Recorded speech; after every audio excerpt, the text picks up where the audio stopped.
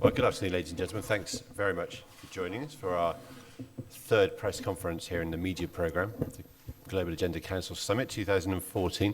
This one is to mark the launch of our Global Leadership Index, which is a new endeavour by the councils. It's the first time we've attempted to do this, but basically it's to try to cast a light on what state we are in terms of global leadership. And we're looking at it from a variety of different ways, whether it's from a regional lens, through a gender lens, through an age lens, or through particular sectors of society. So quite a fascinating finding. You would have, if you were eagle-eyed, noticed it was published on Friday in our Outlook on the Global Agenda, so you can read all about it here. But we're just going to try to offer you some more context and some more insight. So I will announce the panel, and then we'll have a Q&A session. On my immediate left here, we have Martina Larkin, my colleague from the World Economic Forum. Martina is the Senior Director and Head of the Network of Global Agenda Councils here. Next to Martina is Carl Bildt, former Prime Minister of Sweden and a member of the Global Agenda Council on Europe. Then we have Yaza Jarrah. Those of you who were with us for the Future of Government briefing a few minutes earlier will have remember Yaza is a member of the Future of Government Council and Senior Partner at Bain here in the UAE. We hope to be joined by Anne-Marie Slaughter, President and Chief Executive Officer of the New America Foundation in the USA today. I'm going to start by asking Martina to give us a brief overview of what she believes are the salient points among the trends that we uncovered in the Global Leadership Index. Thanks, Ali. What we discovered through our findings of over 1,700 experts is really a fundamental lack of confidence in global leadership. 86% of our respondents agree that there's a global leadership crisis in the world today. And of course, this poses a serious challenge to the prospects of tackling some of the challenges that we've been discussing yesterday, the day before, and tomorrow in Dubai here, but also generally as we look to the global trends that are in the outlook more generally. What is interesting also is that there's a massive shake-up of traditional values. As confidence in religious leaders is the lowest in all of our stakeholder groups. And international organizations are doing very well. They're ranked number one, followed very closely by business leaders. And governments are second lowest, so governments are not doing that well. As well as media leaders for this particular crowd. May be interesting to note. In terms of the skills that people are looking towards, it's really unanimous across gender and generations in the top list, but then it starts differentiating as of the top three or so. On top of the list is a global perspective, need to collaborate, and better communication. These are really the three skills that were highlighted that our respondents asked from global leaders. And then there's some differences across the generations and gender, but we can go into these maybe a bit later, and I'll leave others to give their perspectives as well. Thanks, Martina. Carl, we're not lumping all the blame on yourself as a former Prime Minister of Sweden. Now he's former. It's because of that. But please feel liberated to comment on the fact that the government is the comes seventh out of 8 stakeholder groups in this index, and perhaps offer some thoughts on what government could do to restore trust and faith in leadership. I think what you see in these figures is a reflection of the fact that political leaders throughout the Western world, really, or throughout the world, have been or are overwhelmed by the magnitude of the challenges that they are facing. I'm not going to say that everything was simple and easy before. That was not the case. It was a complex world there as well, but it's becoming increasingly complex and increasingly challenging. There are no easy answers available. We have, obviously, since 2008, a very different and more challenging economic environment, be that in Europe or be that globally. We have environmental challenges with climate change that is putting new pressures both on our economic and political systems. We have lately health challenges in terms of Ebola, and we suddenly have also a geopolitical situation that is more demanding. Either if we speak about Russian aggression in Ukraine, or we speak about the ISIL threat in the Middle East, or we speak about the emergence of a far more assertive, somewhat nationalist China, with the implications that is having for East Asian security. So quite a number of developments. And what is happening is, of course, since there are no easy obvious answers. And sometimes public expect the political leadership to deliver the easy answers, and political leadership aren't. That is reflected in, I think, the lower level of confidence in political leadership. The way to overcome this is, of course, to find the answers. That's somewhat easier said than done, has to be said.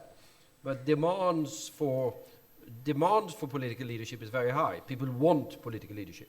At a period of uncertainty, they're looking for leadership. So the demand is there. And then it's a question of delivering that particular leadership. And that requires, of course, grasping the magnitude of the challenges and trying to deliver the answers. And as we are in this period of mounting challenges, the multitude of mounting challenges, that is a somewhat demanding task for political leaders. I think that's the explanation for the figures that you see coming out of this particular survey. You also see it in other, I noticed that confidence in religious leaders was down.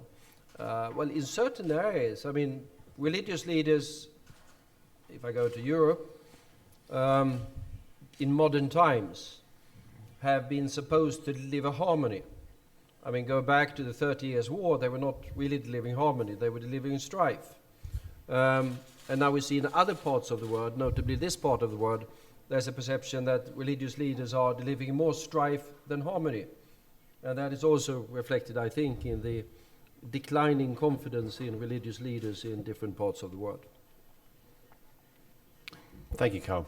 Yaza, as a local businessman and somebody who's based here in the region, perhaps you could offer some insights into the leadership index. Business, of course, ranking number 2. Maybe it's easier to be a business leader. Perhaps business leaders are doing something right. What are your thoughts? Well, it's definitely easier and less overwhelming, but not something to be taken for granted. I think when I looked at the results initially, something that came to mind, that if you look at the challenges, income inequality, jobless growth, issues like weakening democracy, pollution, most of that list is failures of leadership. Failures of global leadership, failures of organizational leadership. So the leadership isn't just an issue we're facing in the future, it's also one of the root causes probably of a lot of these problems. And I reflected more and more about, what is business doing right? Is business doing anything right? Are the NGOs doing anything right? Or is it just the matter that the others are much worse? And I think there's something about expectations and delivery. The level of expectations globally is increasing from all parts of the society, business, governments, NGOs. These expectations are now fueled by a rise of social media and the spread of technology, whereby we're sharing and we're comparing. 15 years ago, you couldn't compare what's happening in your country to many other countries as easily. You couldn't voice your opinion. So the governments are not maybe getting worse, but their weaknesses are being much more exposed and getting much more challenged. And so that's something that led to that. And then we look at the businesses and the NGOs, they are on the front line. They say we're going to do one thing, and by and large, they deliver it. NGOs don't have political interest, majority of them, to play with. They're trying to deliver services on the front line. Businesses are delivering their promises and trying to grow, and because they have a very single focus. They focus on profits. They set the rules of the game. And to be honest, if we think more and more about the governments, and we think, are they inherently untrustworthy? Well, they are a result at the moment of the rules of the game that they have to play with. We have hardwired ourselves into a system of government and governance that's probably not suitable for today's challenges. So they're also bound when they're overwhelmed, and also bound by the international governance issues. So we see an age of broken promises, from pollution, if you're interested in environment, to local delivery of health services. We see an age of broken promises, which is affecting the trust in government and the confidence. Whereas in the businesses, it's a little bit more easier to deliver on what you say I want to do. Thank you. Let's see a show of hands, see if there are any questions. Gentleman there on the 3rd row, please. Could you remind us your name, please, sir, and where you're from? Yeah, Siddesh from Gulf News. My question is to the former Prime Minister of Sweden. Don't you think that we should rise above the regional alliances like the ASEAN or SAARC or G20, because we stay in a more globalized world, so globalized that someone sneezes in Europe, we catch cold here? I didn't get it quite because the acoustics was... Sorry, my question is that don't you think that we should rise above and have more like a participative alliance all across the world? Rise above, say G20 or G8, whatever, or Well, ASEAN. I think we would all love to see that. Clearly, we have a crisis of global governance when it comes to X numbers of these particular issues, that the structures of global governance that we have are insufficient or in crisis. And that has to do also with sort of both the mounting economic challenges, but also the rising geopolitical tensions that are there. And that makes it more difficult to achieve what you aim at and what we would desire, more of cooperation to address these particular challenges. I mean, we have diplomacy is a difficult issue. We have sort of major challenges. We've had a UN-sponsored effort, Arab League to a certain extent, to settle the conflict in Syria. That has not been a big success, to put it in the mildest possible forms. We have an ongoing discussion which is extremely important in Muscat at the moment, between EU, US and others in Iran on the nuclear file. We have ongoing talks in Beijing as we speak, between China and Japan in order to try to resolve some of the acute differences there, as well as some of the economic issues in the East Pacific. But as we are in this period of mounting challenges, there is also mounting tensions, and that makes it more difficult to achieve what I absolutely agree with you, we should try to achieve. And one more question to Larkin. Looking at the index, don't you think that media should, as in media ideally should be where the NGOs are, because media raises the voice of the people and build a trust factor with the larger masses? What was the first part of the question? Don't you Media think should- that media should be at the place where NGOs Well, are yeah. in terms I mean, of trust? ideally, everyone should be on the top level. Yes, they definitely do have an important role to play, and they should play a much bigger role and be much more of a trusted partner in sort of addressing some of these issues. And clearly, they're not. So I think there's a big gap between what is expected and what people think is being delivered and what is truly delivered. But I also wanted to make a point on your previous question about global governance. Clearly, the large majority of our respondents also felt that global governance is a very important concept. Nearly 90% of them think it's a very important concept, but it's extremely poorly implemented. And when we look at the next 12 to 18 months, none of them actually thought that global governance can be used to solve the challenges that we're facing. And the majority of the regions opt for regional or national governance. So in the Middle East and Europe, a lot of them look towards regional governance, which we see a lot of regional alliances now growing up, but also national, governments taking much more ownership over how to govern things. Even China has really taken leadership in showing the world what can be done on some of these global challenges. So I think it's an interesting debate, but clearly not yet fully explored at all. Okay. Do we have any more questions? Okay, lady in the third row. Hi, good afternoon. I'm Maria Gonzalez from ComsMia. Mr. Gerard, you talk about social media, saying that it brings some perspective and some connectivity between countries as it helps to communicate different citizens and realize in which system they're working on. I really don't know if you comment that as a positive thing or as a negative thing, and I would like to know how governments should improve connectivity in order to give this way to communicate with the world, saying what is going on in these countries, what is the role of social media for governments, and how governments should take the voice of social media, the voice of citizens that are talking through the social media. Of course, not everyone is in social media, but still, it's an important voice that maybe government should take care of. And then a second question, I would like to know if you, here in this Global Agenda Summit, you will give some guidelines to this, for example, religious organizations or governments, of course, or news and media guidelines to say what they have to improve and how they should improve. Sounds like an interesting future challenge for the network. So maybe, Mr. Bilt, you could ask the first question. Can social media be deployed more effectively to improve trust in leadership? And Martina, perhaps you could offer some thoughts on whether we can take these findings and how will we use them? Social media is exploding all over the world, no question about that. And that means that sort of one of the sort of industries, if you use that phrase, in the world that is under greatest pressure and greatest pressure of transformation is the entire media business. I mean, there's not a newspaper, there's not a media house in the world that is not under significant pressure and are complaining, by the way. But at the same time, there are new sources of information and new channels. And I think it's going to be even more dramatic as we look ahead. Because what is happening now is that we move over to, you already have it to some extent, of course, the phase of the net revolution, which goes mobile. I mean, my favorite statistics is that within 5 years, we'll have 65% of the population of the world covered by 4 or 5G networks, that is mobile broadband.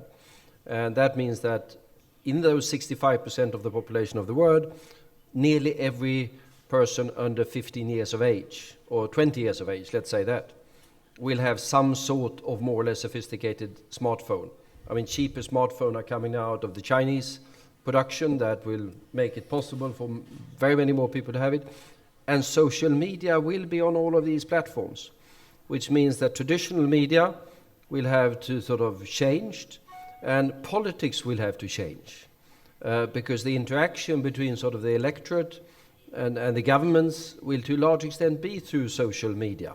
New channels are opening up for political leaders to communicate, and communicate two ways, both getting their message across and listening to the voice of the people and getting information from all over the world. So it is a true revolution that is coming with social media, and I think we are only at the beginning of it, and we'll fully understand the magnitude of it perhaps in a couple of years. Martina. So on what we're doing here with the forum and the councils, first it's obviously important to raise it and raise awareness of the fact and make sure that we have it on our global agenda as well. We obviously have representatives from all of these stakeholder groups here in Dubai, but also in our larger network within the forum. So clearly we're working with them already, and I think that the fact that they're here, that they're committing 3 days or